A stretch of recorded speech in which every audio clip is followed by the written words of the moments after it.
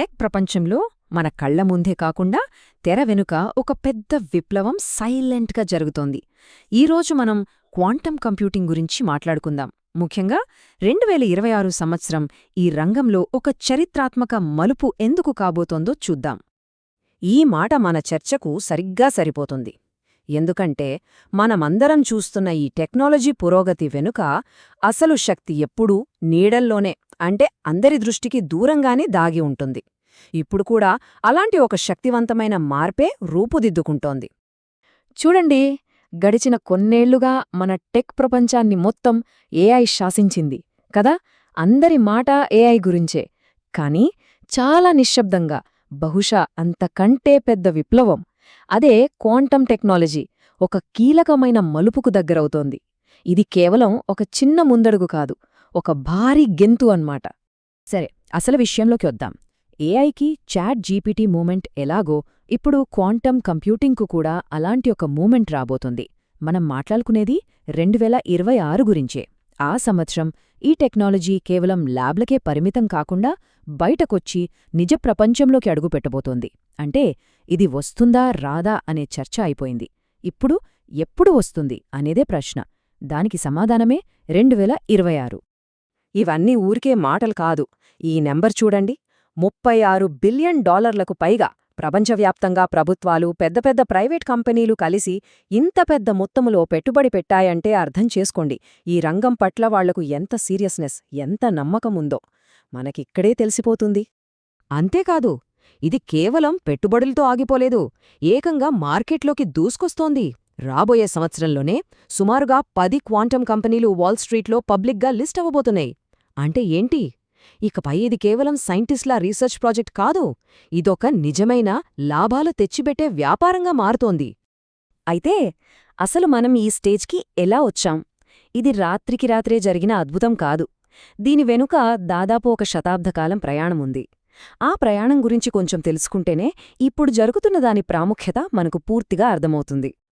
ఈ టైంలైన్ చూస్తే ఆ ప్రయాణం మనకు స్పష్టంగా కనిపిస్తోంది. చూడండి, 1900లలో ప్లాంక్, ఐన్స్టీన్ లాంటివాళ్లు పునాదులు వేశారు. 80లలో ఫైన్మ్యాన్ అనే సైంటిస్ట్ ఇలా క్వాంటం కంప్యూటర్స్ చెయ్యొచ్చు అని మొదటిసారి ప్రతిపాదించారు. 90ల చివరి నాటికి మొదటి చిన్న ప్రయోగాలు జరిగాయి. ఇక ఇప్పుడు మనమున్నది NISQ యుగంలో. NISQ అంటే నాయిజీ ఇంటర్మీడియట్ స్కేల్ క్వాంటం. సింపుల్గా చెప్పాలంటే మన దగ్గర ఇప్పుడు శక్తివంతమైన మెషీన్లు ఉన్నాయి, కానీ అవి ఇంకా చాలా లోపాలతో, అంటే నాయిజీగా ఉన్నాయి. ఇదంతా దశాబ్దాల పునాదులపై కట్టిన టెక్నాలజీ అన్నమాట. మరి అలాంటప్పుడు 2026లో అంత స్పెషలేంటి? ఎందుకంత కీలకములుపంటున్నాం? దాని వెనుక ఇటీవల సాధించిన కొన్ని అద్భుతమైన సాంకేతిక విజయాలున్నాయి. అవేంటో ఇప్పుడు చూద్దాం. మొట్టమొదటిది 2023లో హార్వర్డ్, క్వెరా కలిసి ఒక చరిత్ర సృష్టించాయి. వాళ్లు మొట్టమొదటి ప్రోగ్రామబుల్ లాజికల్ క్వాంటం ప్రాసెసర్ను తయారుచేశారు. ఇక్కడ లాజికల్ అనే పదం చాలా ముఖ్యం. 48 లాజికల్ క్యూబిట్స్తో నిజంగా ఉపయోగపడే స్థిరమైన ఒక మెషీన్ను నిర్మించడంలో ఇది ఒక పెద్ద ముందడుగు. ఆ తరువాత గూగుల్. వీళ్లు దశాబ్దాలుగా వెంటాడుతున్న ఒక పెద్ద సమస్యను ఛేదించారు. క్వాంటం కంప్యూటర్లలో వచ్చే తప్పులను, వాటి లోపాలను మనం కంట్రోల్ చేయగలమని వాళ్లు నిరూపించారు. అంటే ఆ ఎర్రర్స్ని తగ్గించగలమని చేసి చూపించారు. ఇది ఫ్యూచర్కి చాలా చాలా కీలకమైన విజయం. ఇక IBM అయితే క్వాంటం యూటిలిటీ అనే స్టేజ్కొచ్చేసింది. అంటే వాళ్ల సిస్టమ్స్ ఇప్పుడు కొన్ని సమస్యలను మామూలు సూపర్ కంప్యూటర్ల కంటే మెరుగ్గా పరిష్కరించగలవు అని చూపిస్తున్నాయి. అంతేకాదు, ఫ్యూచర్లో తప్పులు లేని ఒక పర్ఫెక్ట్ సిస్టమ్ను తయారు చేయడానికి అవసరమైన అన్ని భాగాలతో ఒక చిప్ను కూడా నిర్మించారు. అంటే పజిల్లోని ముక్కలన్నీ ఇప్పుడు నెమ్మదిగా ఒక చోటికి చేరుకుంటున్నాయి. ఇందాకట్నుంచి లాజికల్ క్యూబిట్ అంటున్నాం కదా, అసలు దానికి ఫిజికల్ క్యూబిట్కి తేడా ఏంటి? ఇది చాలా ముఖ్యం. సింపుల్గా చెప్తాను. ఫిజికల్ క్యూబిట్ అంటే అసలైన హార్డ్వేర్, ఒక క్వాంటం బిట్. కానీ ఇది చాలా సున్నితమైనది, గాలి తగిలినా పాడైపోతుంది. అందుకే ఇందులో చాలా తప్పులు వస్తాయి. మరి లాజికల్ క్యూబిట్ అంటే అలాంటి తప్పులు చేసే కొన్ని వందల ఫిజికల్ క్యూబిట్లను కలిపి వాటి తప్పులను అవే సరిదిద్దుకునేలా చేసి ఒక నమ్మకమైన పర్ఫెక్ట్ క్యూబిట్ను తయారు చేయడం. ఇది ఒక టీం వర్క్ లాంటిది. ఈ మార్పే క్వాంటం కంప్యూటింగ్లో అతిపెద్ద సవాలు. మనం ఇందాక చూసిన బ్రేక్ త్రూస్ అన్నీ ఈ సవాళ్లను అధిగమించడంలోనే వచ్చాయి. అందుకే ఇది చాలా పెద్ద విషయం. సరే, ఇంత గొప్పగా చెప్పుకుంటున్నాం కదా, దీని చుట్టూ చాలా అపోహలు కూడా ఉన్నాయి. సో ఇప్పుడు మనం సైన్స్ ఫిక్షన్ నుండి నిజాలను వేరుచేసి చూద్దాం. అందరికీ వచ్చే మొదటి డౌట్ ఇదే: క్వాంటం కంప్యూటర్లు మన ల్యాప్టాప్లను, మన ఫోన్లను రీప్లేస్ చేసేస్తాయా?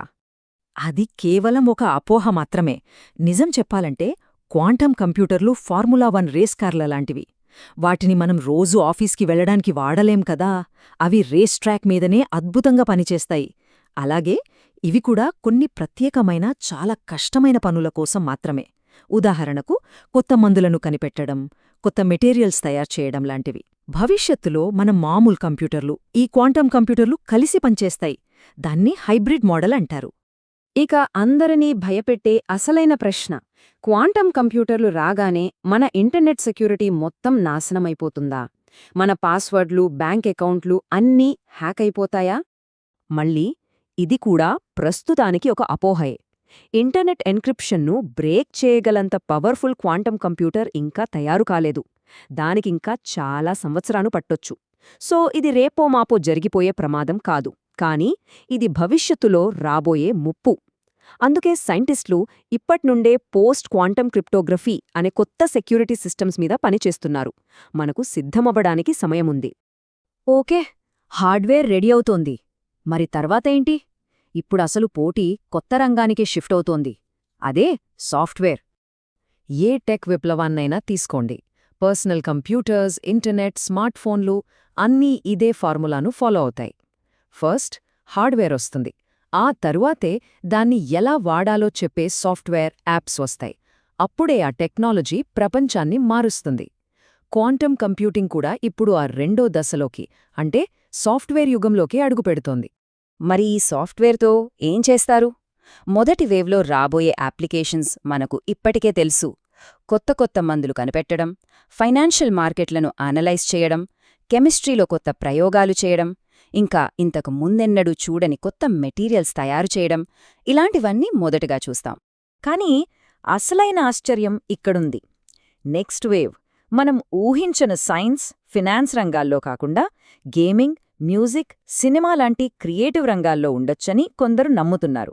ఎందుకంటే క్వాంటం కంప్యూటర్లు చాలా సంక్లిష్టమైన విషయాలను డీల్ చేయగలవు. ఆ పవర్తో మనం కథలు చెప్పే విధానం, సంగీతాన్ని సృష్టించే విధానం పూర్తిగా మారిపోవచ్చు. ఒక్కసారి ఊహించుకోండి. సో మొత్తానికి మనం ఒక కీలకమైన మలుపు దగ్గర ఉన్నాం. హార్డ్వేర్ రెడీ అవుతుంది, మెషిన్లు సిద్ధమవుతున్నాయి. ఇకపై అస్సలు ప్రశ్న మనం వీటిని తయారు చేయగలమా అనేది కాదు. అసలైన ప్రశ్న, ఈ అద్భుతమైన శక్తితో మనం ఏమి నిర్మించబోతున్నాం? భవిష్యత్తు మన చేతుల్లోనే ఉంది.